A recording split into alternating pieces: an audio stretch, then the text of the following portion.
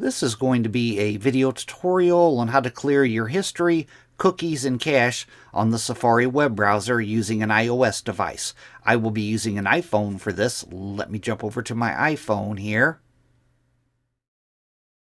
I am on my iPhone now. To clear the history and website data on the Safari app, you want to go to Settings. I'm going to tap on Settings. Then you want to scroll down towards the bottom, down to where you see it says Apps, and tap on Apps. Then you will search for the Safari app. These are in alphabetical order, so you have to scroll way down. Right here is Safari. I'm going to tap on Safari. Then you want to scroll ways down on this screen. And in the History and Website Data section, right down here is Clear History and Website Data. Tap on Clear History and Website Data. It'll ask you the time frame in which you want to clear it.